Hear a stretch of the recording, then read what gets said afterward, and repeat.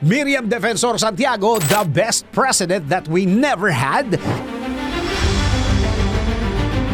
Ilang beses tumakbo sa pagkapresidente ang tinaguriang Iron Lady of Asia na si Miriam Defensor Santiago sa bansa, ngunit ilang beses din siyang natalo. Bakit nga ba hindi manalo-nalo ang yumaong si Miriam Defensor Santiago bilang presidente? Alamin natin. Year 1992 nang unang hinangad ni Miriam Defensor Santiago na maging Pangulo ng Pilipinas. Ngunit isang taon bago ang araw ng halalan, nasangkot siya sa aksidente sa sasakyan at nakaligtas at nanguna pa nga siya sa mga surveys. Ang kanyang pangunguna sa mga unang araw ng pagbibilangan ng boto mula sa mga lalawigan ay tumagal ng ilang linggo.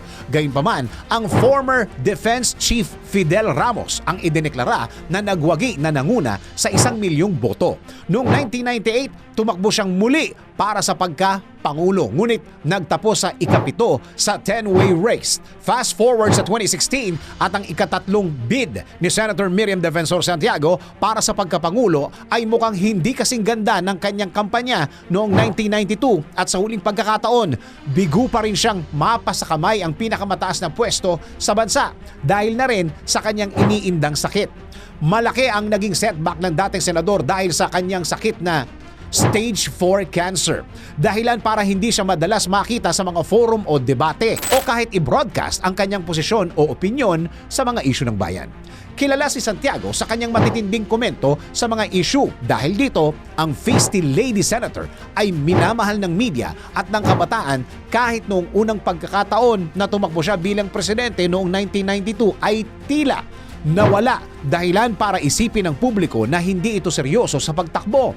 Ayon yan sa mga political analysts. Si Santiago ay isang malakas na kandidato. Siya ay may matatag na kaalaman sa mga issue at batas dahil sa kanyang mga academic at professional backgrounds. Ang kulang sa kanyang kampanya umano ay ang excitement na ipinapakita niya sa nakalipas na dekada, kanyang mga salita at ideya na pumukaw sa mga talakayan, kontrobersiya at sa Philippine media.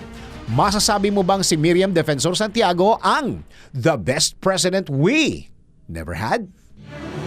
DWIZ Research Report. Report. Thanks for watching. Ito po ang Aliw Broadcasting Corporation stations DWIZ 882, DWIZ News FM Regional, Home Radio 97.9, DWIZ News TV at Aliw Channel 23 nationwide. Kami po'y nagbabalita ng tama, naglilingkod ng tama. Like, subscribe, and follow.